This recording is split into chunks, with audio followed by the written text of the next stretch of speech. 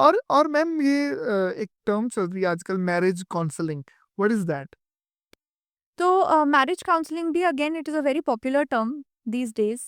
Marriage counselling हम तो कहते हैं कि मैरिज से पहले ही हो जानी चाहिए, ठीक है ना, ताकि बाद की मैरिज काउंसलिंग बचे। जो लोग हम कहते हैं लोग कुंडली टेवे में लाते हैं, with no offence to anybody, ठीक है ना, तो उससे पहले हम बोलते हैं हमको पर्सनालिटी असेसमेंट में लानी चाहिए कि आप दोनों की अरेंज मैरिज में बनेगी भी कि नहीं, अच्छा। आपके ग्रोथ कर्व्स अलाइंड है भी कि नहीं। मैं यहाँ सोच रही हूँ, वो वहाँ सोच रहा है, तो बाद में तो लड़ाई होगी। So if both of us are thinking in a parallel way it will be easier. तो आइडियली तो हम कहते हैं मैरिज से पहले होनी चाहिए, पर अभी इतनी भी लैक ऑफ स्टिग्मा नहीं हुआ कि बच्चे अपने पेरेंट्स को बोले चलो साइकाइट्रिस्ट के पास हमें शादी करनी है। तो अब ये प्रॉब्लम आती है मैरिज के बाद, जब बहुत नॉर्मल सी चीज़ है, आपकी पूरी लाइफ चेंज हुई है, इश्यूज आते हैं, आप एक नई फैमिली में अडेप्ट करते हो, नई फैमिली अपनी बिल्ड कर रहे होते हो, इश्यूज आना नॉर्मल है। कई बार because of busy time, because of that negative input, lack of selective deletion जैसे हमने पहले बात की, हम अडेप्ट नहीं कर पाते और रिलेशनशिप स्ट्रेन होता जाता है। तो हम ये बोलते हैं that initial few years of marriage, या फिर जब marriage has become a little older and it has become a little habitual, ठीक है, जैसे 10 साल हो गए शादी को या रिलेशनशिप को, अब आप एक दूसरे को थोड़ा ज्यादा ग्रांटेड ले रहे हो, ठीक है ना, कि इसने तो सुन ही लेना है क्योंकि इसने तो रहना ही है। तो उस टाइम पे और इनिशियल टाइम पे counselling to untangle the relationship, जो भी उसमें बल पड़े हैं उनको निकालना बहुत ज़रूरी है, उनको सुलझाना, एक दूसरे को दोबारा से समझना और एक दूसरे की अहमियत को समझना बहुत ज़रूरी है, जो हम इसमें मैरिज काउंसलिंग में फोकस करते हैं जिन चीज़ों पे। और इससे मान लो इसमें करते क्या हो, बेसिकली कपल आया आपके पास, राइट।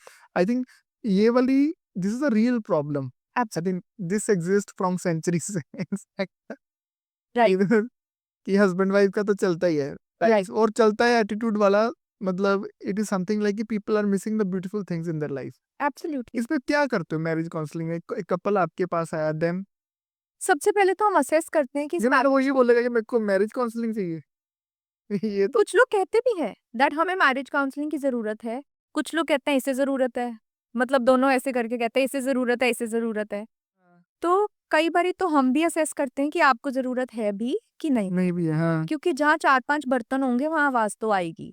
अब अगर आप ये कहो कि हस्बैंड वाइफ कभी आपस में बहस ही नहीं करें, तो इट इज़ नॉट पॉसिबल ना। आप अपनी मदर से भी करते हो, पेरेंट्स से भी करते हो, सिबलिंग से भी करते हो, तो मतलब जिन बच्चों से भी करते हो। दुनिया में जिससे प्यार करते हो उससे थोड़ी बहुत नोक-झोंक नॉर्मल है। नॉर्मल है। सबसे पहले हम मैरिज काउंसलिंग में असेस करते हैं कि इस प्रॉब्लम को क्या किसी थेरेपी की ज़रूरत है भी कि नहीं। उसके बाद हमारी मैरिज में डिफरेंट टाइप्स ऑफ थेरेपीज होती हैं।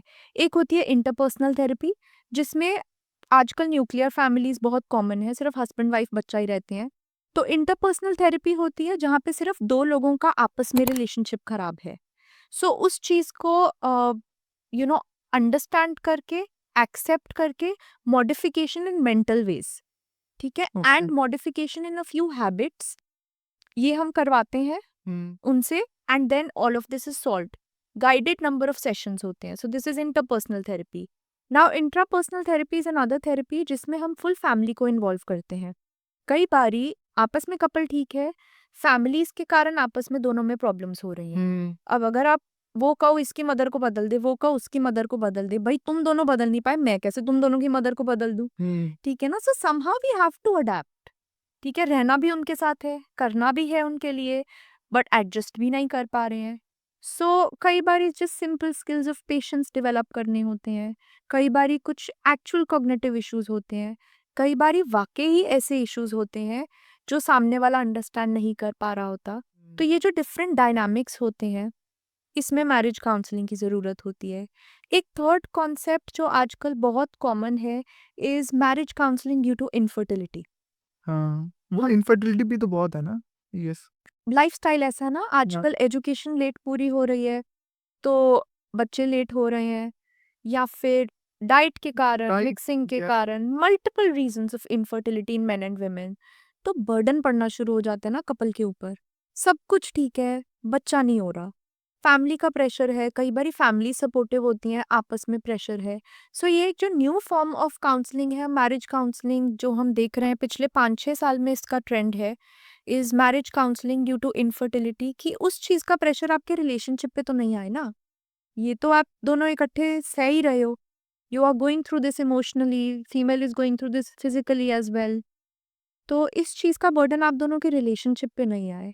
सो these are different forms of marriage and counselling. I think in a couple इस बात को ऐसे सोचना चाहिए कि अगर आपके कपल में स्पाउसेस के बीच में एक प्रॉब्लम बार बार ट्रिगर हो रही है and you are not able to manage that, and आप कई बार वो प्रॉब्लम अपनी फैमिली के साथ भी डिस्कस करने से अवॉइड करते हो कि यार क्यों ही करना, वही मम्मी टेंशन ले लेगी, पापा टेंशन ले लेगी, तो एक साइकेट्रिस्ट की आप हेल्प सीख कर सकते हो। एंड इन दैट केस वही बात कि आप बेसिकली बताओगे उनको कि यार these are the underlying causes of your relationship में जो प्रॉब्लम क्रिएट करें, and you have to do that. ये तो सोल्यूशन है, समझ लो, absolutely if someone really wants to work for on their marriage, right? Right. Right, right. अच्छा ma'am, मतलब जैसे ये इसमें भी आपने थेरेपी का थोड़ा बताया था, तो जैसे एंजाइटी, डिप्रेशन, इसमें भी थेरेपीज होती होंगी डिफरेंट टाइप्स की, और क्या थेरेपी इसमें आता है, मतलब जी, होता क्या basically, what happens in therapy? जब हम थेरेपी की बात करते हैं तो एक ना बड़ी कॉमन मिसकंसेप्शन है कि ये काउंसलिंग होती है, जिसमें मैं जाऊँगी, काउंसलर को प्रॉब्लम्स बताऊँगी और वो मुझे सॉल्यूशन दे के भेज देंगे। हाँ, तो जब कहते मैं हैं, हाँ, परसेप्शन तो। तो जब मैं वापस आई, तो मेरी लाइफ में मेरी थिंकिंग की प्रॉब्लम तो वहीं की वहीं रह गई ना। हाँ, तो काउंसलिंग में, थेरेपी में बेसिकली होता क्या है, अगेन 4-5 डिफरेंट टाइप्स की होती है।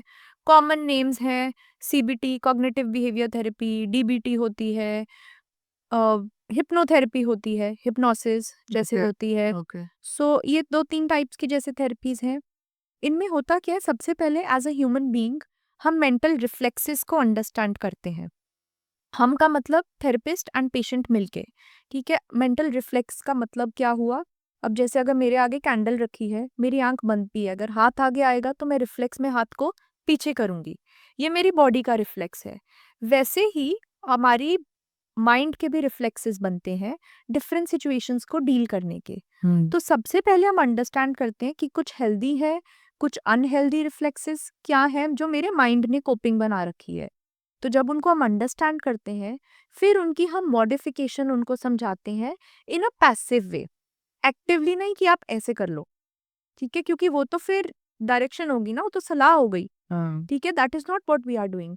पैसिवली ब्रेन ऐसे रिस्ट्रक्चर होता है, टीचिंग्स, एक्सरसाइजेस, बहुत होमवर्क्स होते हैं इसमें, ठीक है ना। सो इट्स अ वेरी, जैसे अगर बिल्डिंग बनाने से पहले डिस्ट्रक्शन होती है, सो वैसे ही थेरेपी ऐसा नहीं है कि आप अंदर जाते हो और बाहर आ रहा आपको सब कुछ फ्लारी फ्लारी दिख रहा है और मैं बहुत खुश हूँ। You have to work on yourself. Yes. So वो होता है, it's a transformative process completely.